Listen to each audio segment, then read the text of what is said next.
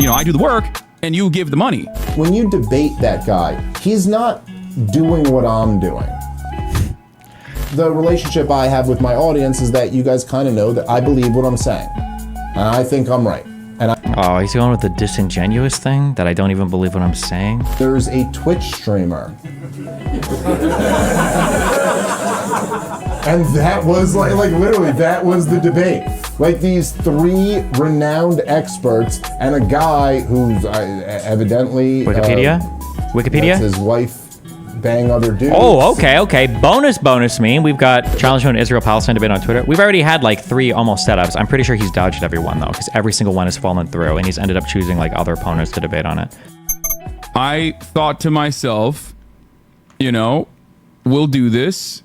We'll do it as a fundraiser.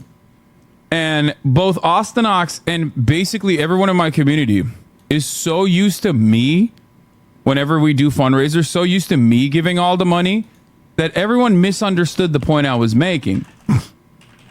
I said, you guys, for every $100 you guys give the fundraiser, I add another point, with the goal being 1,000 3-pointers, which would mean $100,000. But everyone thought I am going to be giving $100 for every 3-pointer I make. No, dude.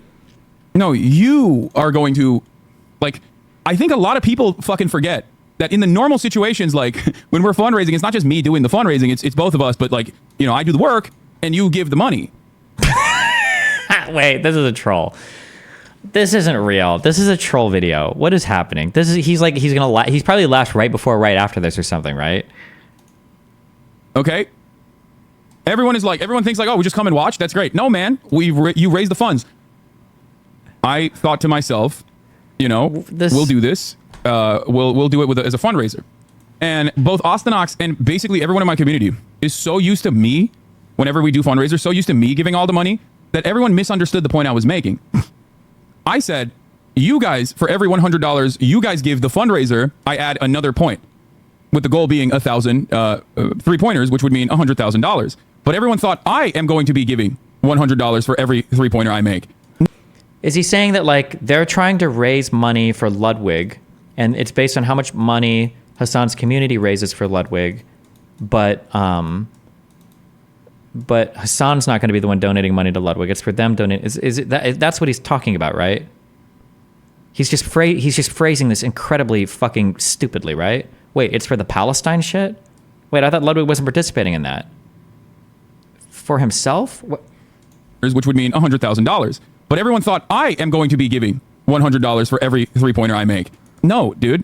No, you are going to, Oh, or people are it's their dono drive, so when they raise money, the more money they raise, the more 3-pointers he has to make. That's what he's saying. Okay, never mind. I understand. Okay.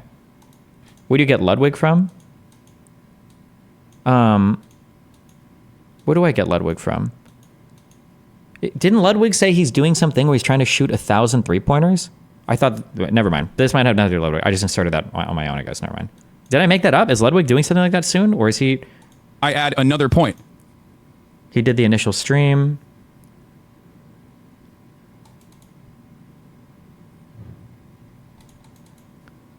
Go look at Ludwig's Twitter. He challenged Hassan to do it.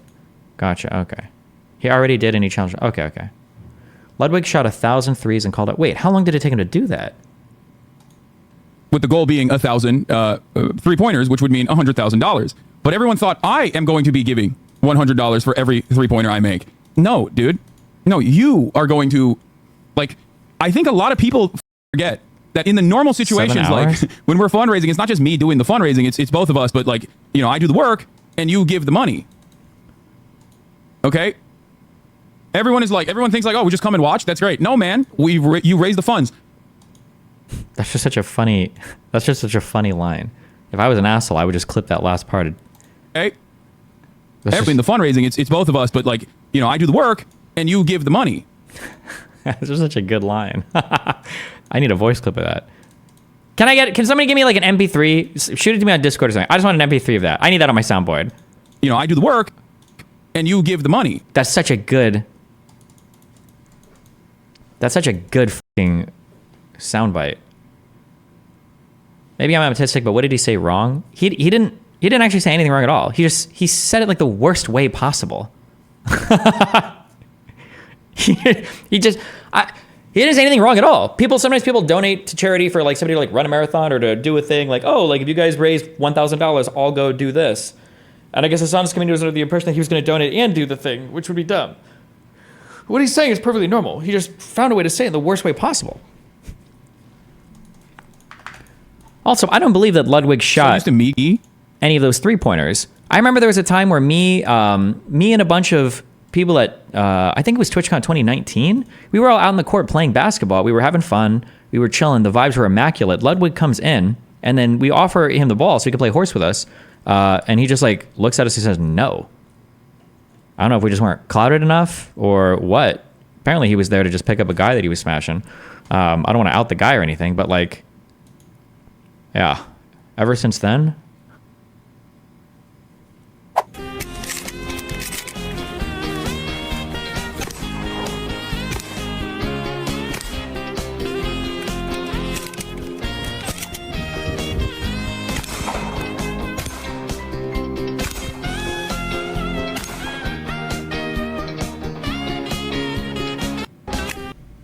How hard is it to move and shoot like that? That's pretty nice. Too bad the entire video is completely destroyed with this cringy soyous title. My God. Jesus Christ. I feel like if I ever ran out of Soylent, I just milk the fuck out of this account.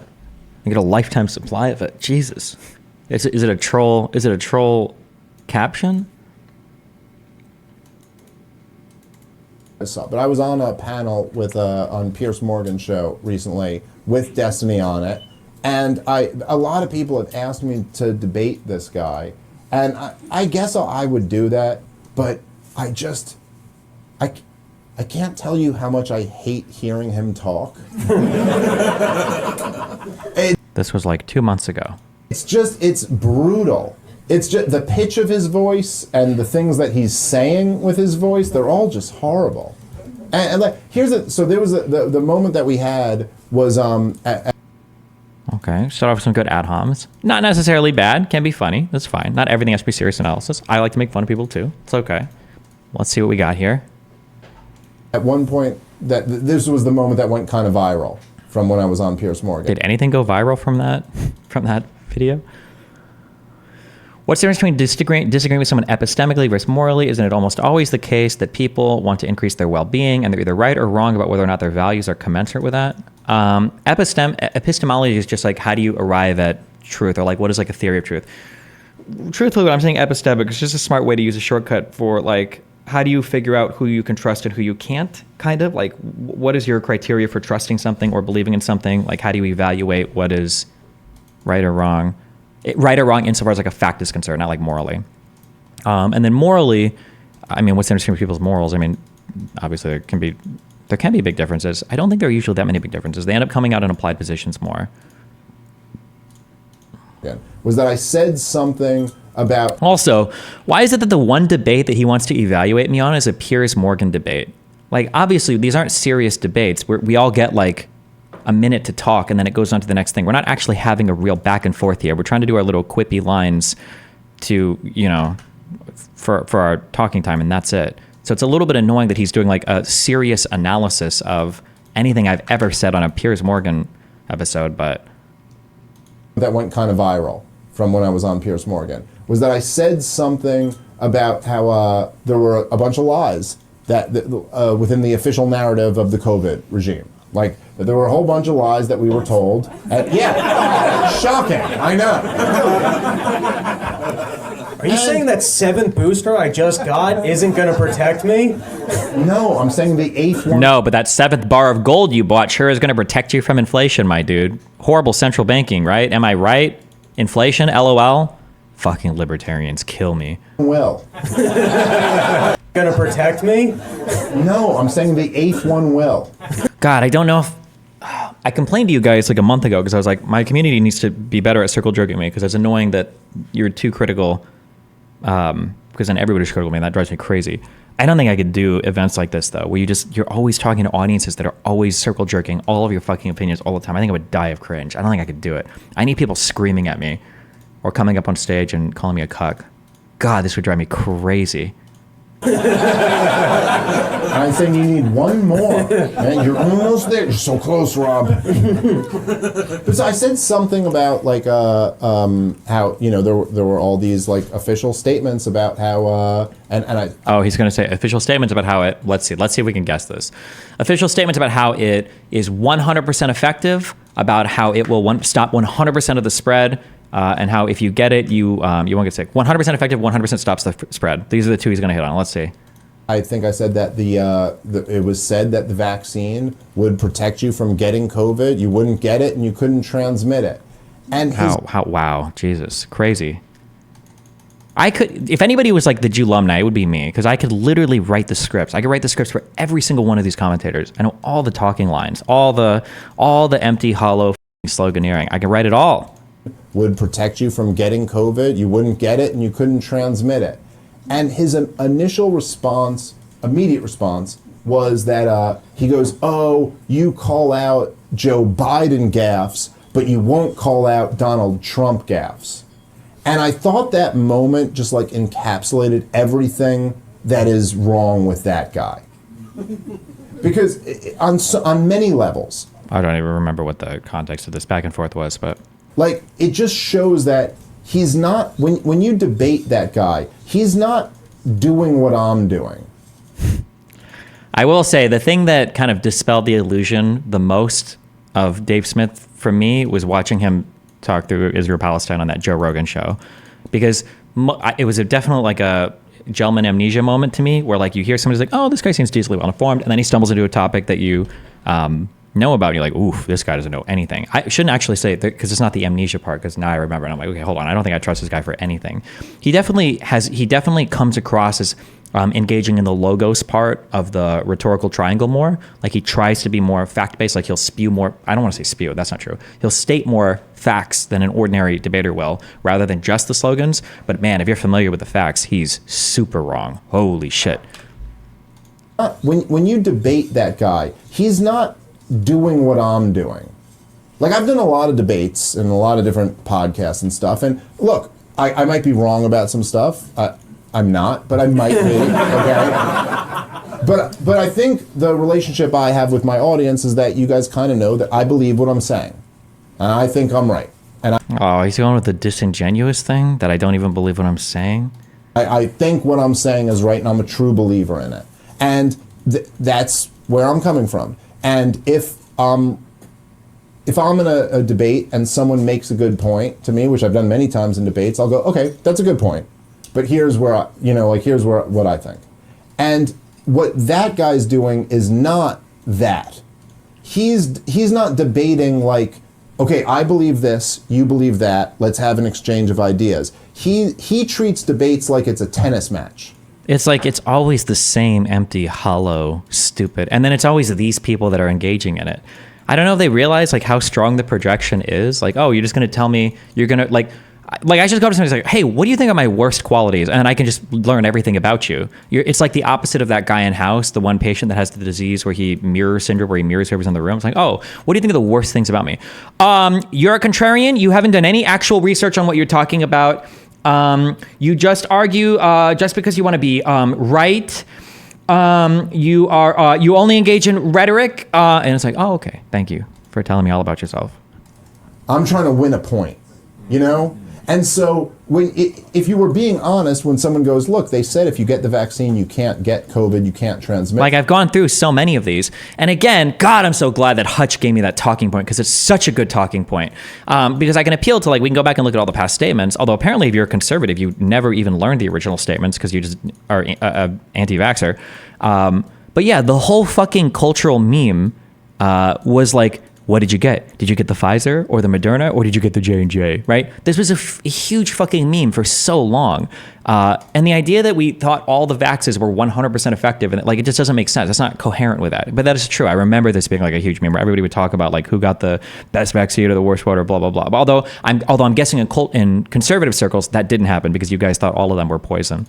COVID, he would go, okay, that's a good point. They shouldn't have said that. But here's what I feel about that. But he doesn't do that. he immediately goes, "Oh, you're just criticizing a Biden gaffe, but you can't criticize a Trump gaffe," because he thinks that's the best way to win the point. It's funny, too, because these guys are the same who will call Biden senile, but treat him like a PhD mad scientist when he talks about vaccine effectiveness. Sure. In the moment. Now, if I'm pointing out the difference between Trump and Biden, I'm probably just pointing out the different treatments that they give to statements made on both sides. But I mean, like, you can go in depth on either part of the argument. It just depends on what the argument's about. It hasn't come out yet. Oh, I guess the other thing, by the way, sorry. Apparently, he talks about the Finkelstein debate here. Do you have anything else on that? The other big thing was that Lex Friedman had that 5-hour debate on Israel-Palestine. Did any of you guys see that? And he had that guy. We have 5 hours to invest. He had that guy Destiny, who's that My Little Pony coming to life. What does that even mean? What? Dude. Do you think Biden has any mental deficiencies due to his age or otherwise? I do, but only very marginally. I think Biden has significantly slowed down. I think if you compare him now to what he was in the past, yeah, the age is definitely showing, yeah. Oh, it's because of the blue hair? Coming to life. Dude. I feel like when I think of My Little Pony, I mean, I didn't watch it, so maybe it's different, but when I think of My Little Pony, the thing that comes to my mind is the color purple. Is that not what My Little Pony, what color is most associated with that show? My Little Pony.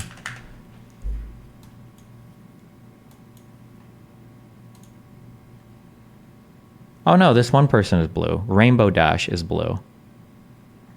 Who's this one? The purple one, hold on. No, wait, she's just blue in this one picture. I don't know. Don't care. I'll jerk off to it later and learn it all.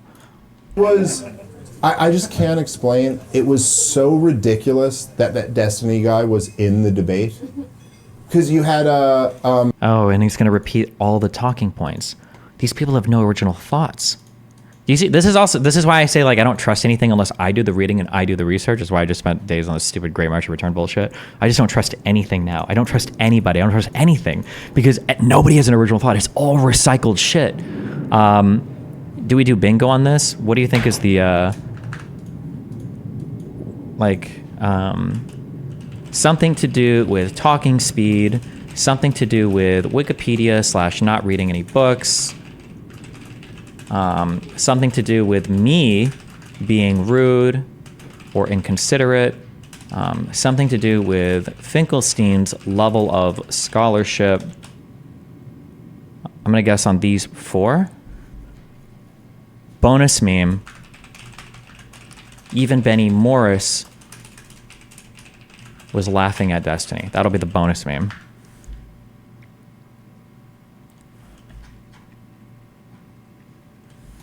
Okay, let's see what we got. I mean, people could arrive at this opinion of you without listening to other people, but it's just a surface level thought. I completely disagree. I don't think you listen to any long form debate or content I've been involved in and think I'm like just reading Wikipedia. Or if you do think that, then you must think that my opponents must be reading only, I guess, like TikTok video titles. Like if that's your opinion of me, you must think that the people I'm talking to are first graders or like trapped in special education or something. Like ridiculous that Destiny guy was in the debate. Because you had it was Norman Finkelstein, who's written like many books on the Israel-Palestine conflict. Okay, so we've got something to do with Finkelstein's level of scholarship. We hit this one. Might be the only Jew who's a bigger Jew than Bernie Sanders. Like, if you had to rank Jews, Norman Finkelstein might win that Jew off. This guy is just, I don't know what he's talking about. Norman Finkelstein is known pretty universally as a self-hating Jew. That's a really stupid comment to make, but he's completely clueless, but okay. Like, if you had to rank Jews, Norman Finkelstein might win that Jew off. That's the thing. That's what they hate about Norman Finkelstein is you can't out-Jew him. It's like his name, his voice, you just can't even get through it. Like he's just like, I think it is wrong what the Jews are doing to the Palestinians. And then the go-to line, if you criticize Israel, is that you're an anti-Semite, but no one can even, you can't even read it off a piece of paper. You're like, I think you hate Jews. Norman Finkelstein.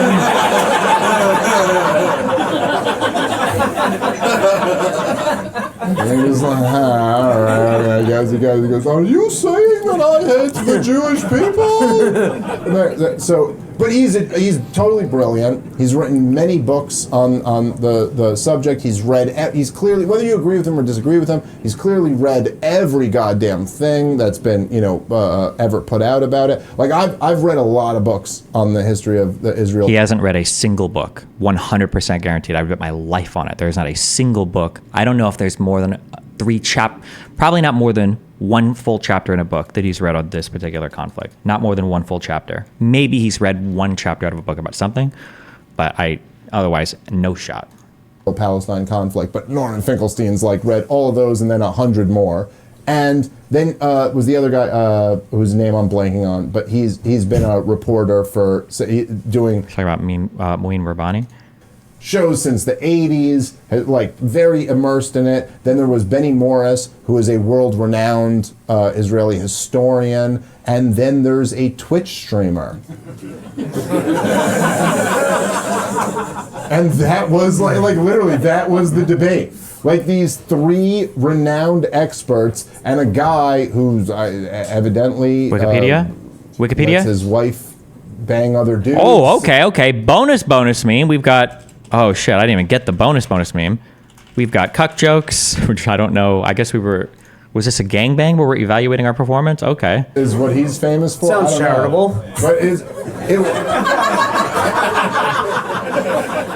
Just give it back to the community. From the other dude's perspective, he's a pretty cool guy. Yeah. But anyway, it was just totally ridiculous. The debate was fine enough, but... Challenge to an Israel-Palestine debate on Twitter. We've already had 3 almost setups. I'm pretty sure he's dodged every one, though, because every single one has fallen through, and he's ended up choosing other opponents to debate on it. Which, to be fair, is probably the smartest thing that he's done. Destiny being there was weird. And I was on, so I don't know if you guys saw, but I was on a panel on Piers Morgan show recently with Destiny on it. And a lot of people have asked me to debate this guy. Shit, is that it? He doesn't actually talk more about it? I would do that, but I can't tell you how much I hate hearing him talk. From his conversation with Joe in his podcast, it's pretty apparent he has read some of Norm's books. He directly steals pretty specific talking points embedded in Norm's books. Actually, that might be true. I haven't considered the fact that maybe he's read stuff that's just wrong and he's parroting stuff that's wrong. Because I did say when I listened to his Joe Rogan appearance, it was surprising that he seemed to know quite a few facts in detail that I would expect, but his contextualization and his narrativization of them were completely wrong, which was surprising because I think when we were watching, I was asked how could he possibly know this stuff, but not know any of the context for any of it? It feels, I don't know who he's getting, that feels like when I hear somebody doing that, it feels like you're getting your information from somebody because you've ripped a few talking points, but you don't know, the context for any of it. Well, Austin Harrison, thanks for $20. You need a studio audience? True.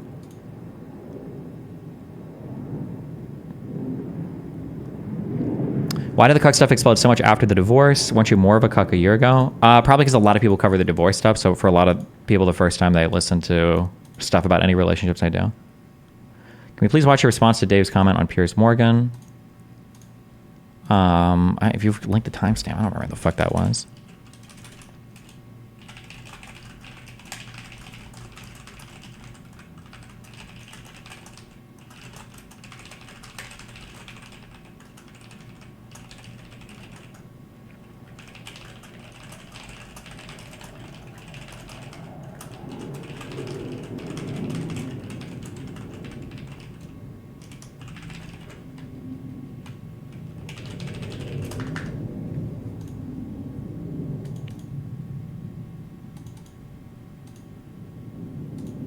Okay. You keep linking me this video. This guy's people say that I'm Israel's strongest warrior. This guy's Israel's strongest warrior, okay? The Jews never stole. The Jews never stole any land, but the Arabs did. This whole video is going to be him talking about how the Jews bought every piece of land they were allowed to have legally, and that Arabs sold the land willingly, and that Arabs never had a concrete deal in place to ever have any land, which is technically all true, but kind of misses the point. Any land from the Arabs. How do I dare say that when there is so much talk about the Jews stealing land from the Palestinians? Well, let's dive straight into it. If you walk into a police station in London, Berlin, or Wisconsin and said, my neighbor stole from me, the policeman would probably say, okay, what did he steal and when? In this video, we are going to follow this very basic logic. I'm asking you one very simple question. Give me the name of a single Jewish settlement that was built on stolen Arab land before the Arabs said no to the partition plan. Oh, okay, yeah. And then he's going to do this because after the partition, it was war. So everything that the Israelis got, they got through war. So that's why he says before the partition plan. AKA the two-state solution, and started a war to eradicate the Jews in 1947. What I'm saying is very straightforward. All of the Jewish settlements were built on land that the Jews bought. And if you think I'm wrong, then please provide me with some proof. Give me one example of Arab... It's kind of like missing the point. How are you able to tolerate the dishonesty about you? How hasn't it driven you insane? I don't know, it's just stuff you have to navigate around.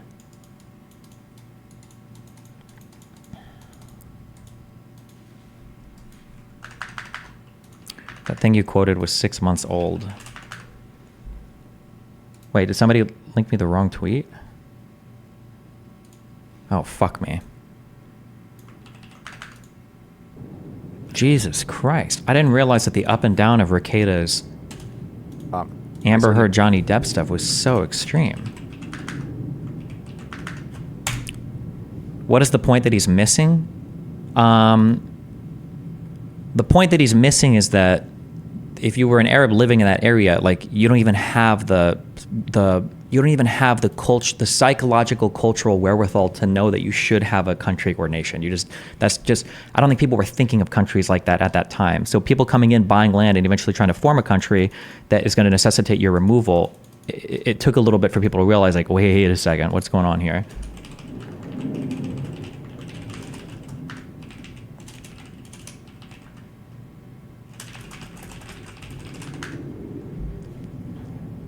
Didn't Rekieta first get his prominence on the Rittenhouse case? Did he? Was this Rittenhouse? I don't remember when Rittenhouse was. Everybody always says it was Amber Heard Johnny Depp. So the brown people have no agency logic. Gotcha. What are you talking about? It's not about having agency.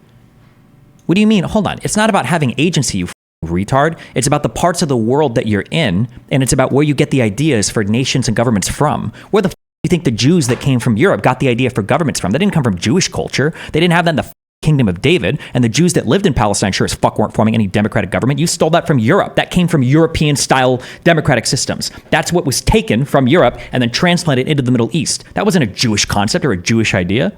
No, it has nothing to do with brown agency or Jewish agency or wherever the The Rittenhouse trial was big for him, but Depp was huge. I'm guessing this was Rittenhouse and this was Amber Heard Johnny Depp. That's my guess. To be fair, nationalism was spreading all over the world. Yeah, it was. And like people were starting to look around and be like, oh shit, I think I want a state. But with Palestine, there was an exceptional circumstance where they started to realize it too, as all the other mandated people around them as well were realizing it. But then also a whole bunch of other people from Europe started to show up. It was like, hold on. Uh-oh, what's going on over here? Jesus, I have to keep filling out these applications. I keep getting, I don't know if it's because I'm famous now or what. There are so many offers I'm getting to like beautiful women near you. All I have to do is like click on these links and register, and I've like done like 15 of these so far. I haven't got any matches yet, but I'm sure they're coming.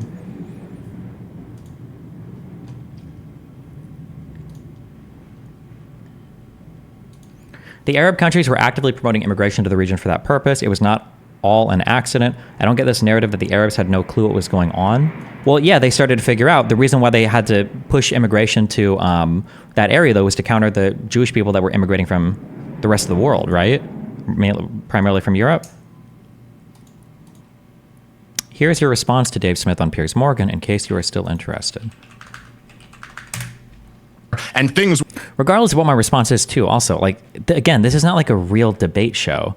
Like, it takes a significant amount of brain power for me because I have to totally reorient myself. It's like, okay, on Piers Morgan, you're trying to get through your talk, you're trying to kind of respond to what he said, get through your talking points, and maybe get a funny joke off. It's a totally different style of conversation than like an actual debate, because you're not ever really responding to the other people on these panels. today. But this Thomas Massey, who is, I believe, the best congressman in the country, he was sounding the alarm bells on this, and that the language is so vague and so slippery that it would give the government the ability to control all types of different social media sites and to censor all types of content. And keep in mind that the U.S. federal government has been trying to regulate the internet and censor people online for years, from back when they attempted with SOPA to the net neutrality stuff, to all of the stuff we learned of in the Twitter files, where the FBI and even the CIA are coming in and talking about which accounts they want to be banned and asking Twitter why this person is still on there, and things where it was just people during the COVID lockdown saying, like, like, hey, I don't think these lockdowns work, or hey, I don't think this vaccine actually does stop you from getting COVID. My point is, many of the people who were vindicated and turned out to be right. And so, yeah, I think there's a real problem with TikTok. But you don't think they were vindicated to be right, Destiny, when they said the vaccine? No, of course not. The vast majority of the COVID conspiracies were absolutely false. There is no worldwide vaccine passport mandate. There weren't all these people dying from vaccines. Listen, there wasn't created a bioweapon lab. Okay,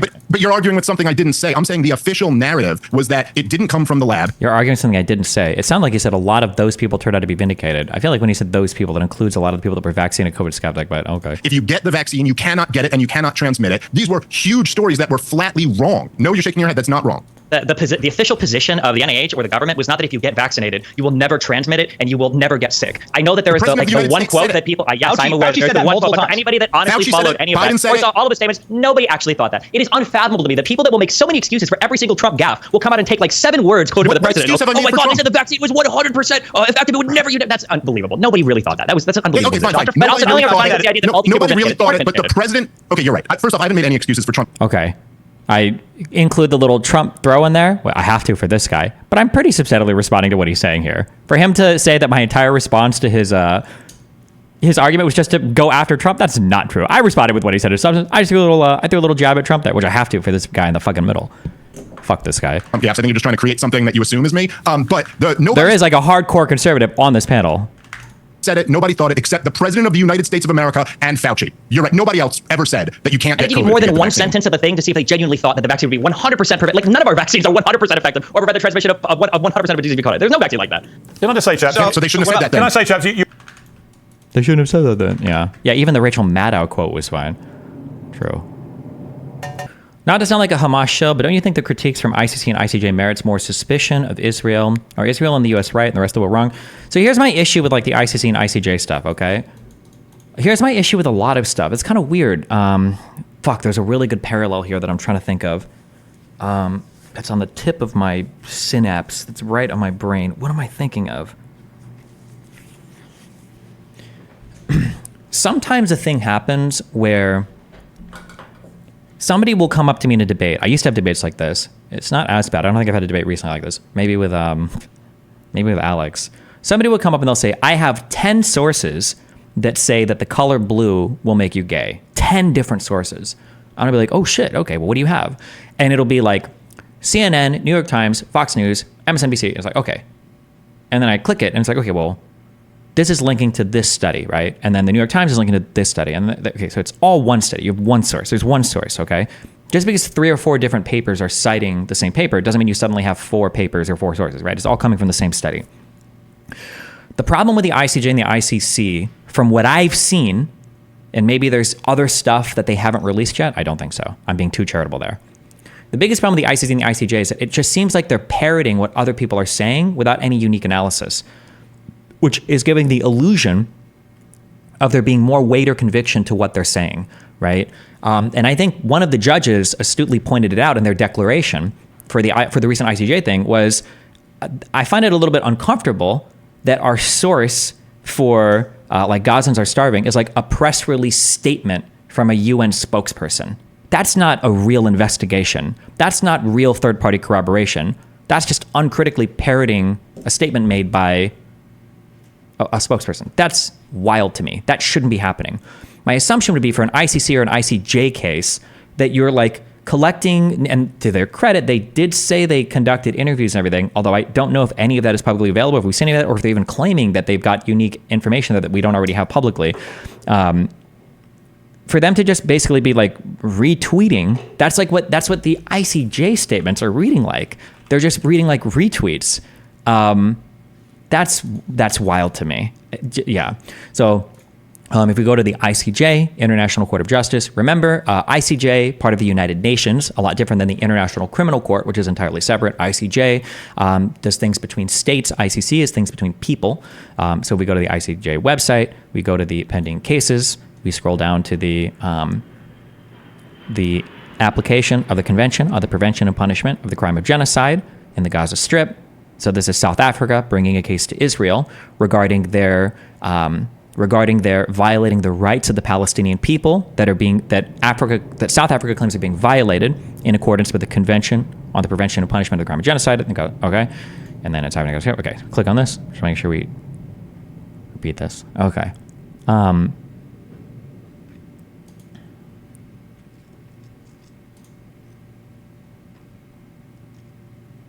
No, wait, actually, hold on.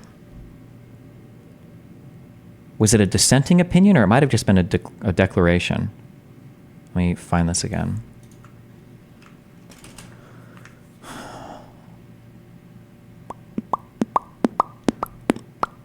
(9 to 19).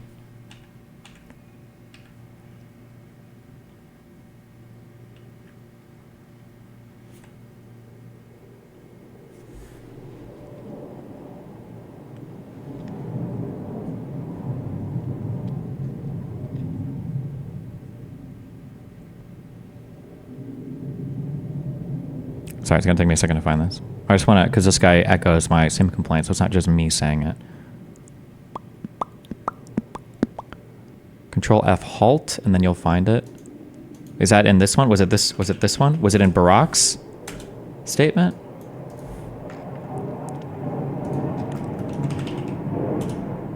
No, I'm not looking for the halt thing. I'm looking where they point out that, like, we're supposed to take a critical approach to how we change, because something has to substantively change between this and the last application in order to order a new action.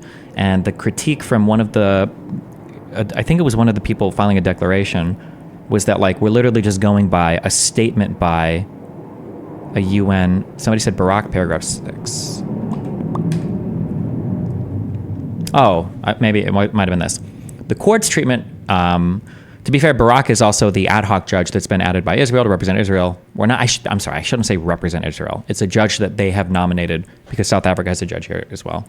But the court's treatment of evidence regarding the conditions for the indication of provisional measures for protecting rights under the Genocide Convention is particularly concerning. The court relies primarily on statements made by United Nations officials on social media and on press releases issued by relevant organizations. It relies on these statements and press releases without even inquiring into what kind of evidence they draw upon. That's shocking to me. South Africa also has an ad hoc judge, if I recall. Oh, their judge is ad hoc as well? Because it doesn't usually say it. Or it doesn't say ad hoc for that judge. But, like, I don't think this is acceptable. I would hope that the court would be doing more work, especially for these types of rulings. That's wild to me. They both get a judge. Okay, gotcha. So both get to ad hoc a judge. All right.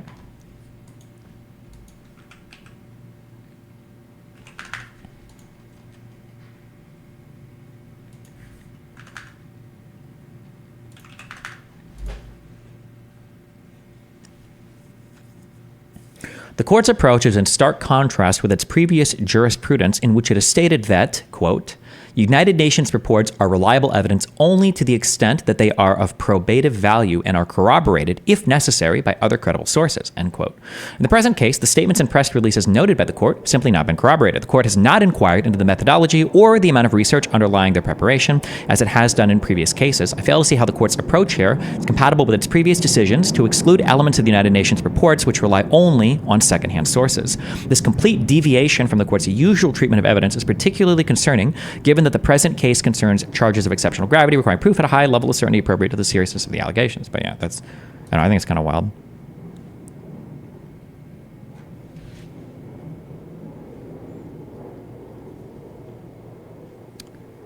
Fix your pronunciation of probative. Is it probative? I do find it humorous that Dave Smith, a comedian, is attacking you for your lack of credentials. It's been very annoying that people don't engage with arguments that you make and just claim you're the Wikipedia guy. I mean, like, to be fair, when somebody does that, I just assume instantly that they've ceded all factual ground to me because they have to go on, they have to do rhetorical maneuvering instead. So, probative. Probative? Probative? Probative? Probative? Probative. Probative. Okay.